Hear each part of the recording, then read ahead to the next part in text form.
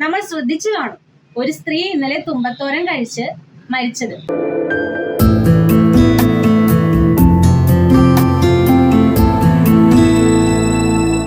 തുമ്പ നമ്മൾ മലയാളികൾക്ക് ഏറ്റവും നൊസ്റ്റാൾജിക് തരുന്ന ഒരു ചെടിയാണ് തുമ്പ.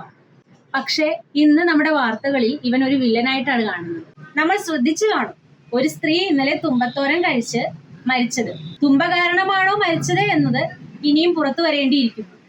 എന്നിരുന്നാലും തുമ്പ എന്നും മലയാളികൾക്ക് ഒരു നൊസ്റ്റാൾജിക് ചെടി തന്നെ. അതുപോലെ തന്നെ ആയുർവേദത്തിലെ മികച്ച ഒരു ഔഷധം കൂടിയാണ് തുമ്പ. ഇതിന്റെ ചെടിയിൽ ധാരാളമായി ഗ്ലൈക്കോസിഡ്സ് അടങ്ങിയിട്ടുണ്ട്. ഇത് മികച്ച ഒരു അണുനാശക ഔഷധമായി ഉപയോഗിക്കുന്നതാണ്.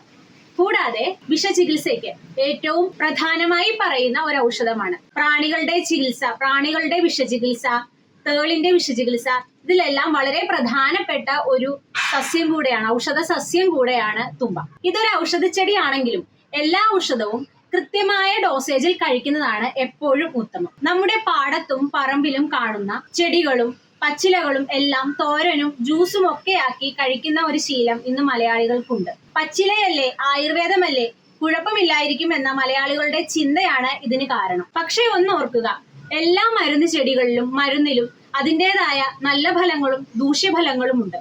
അത് മനസ്സിലാക്കി പ്രവർത്തിക്കുകയാണ് എപ്പോഴും വേണ്ടത്. ഈ മരണത്തിന്റെ സത്യാവസ്ഥ മറനീക്കി പുറത്തു വരട്ടെ എന്ന് ആഗ്രഹിക്കുന്നു.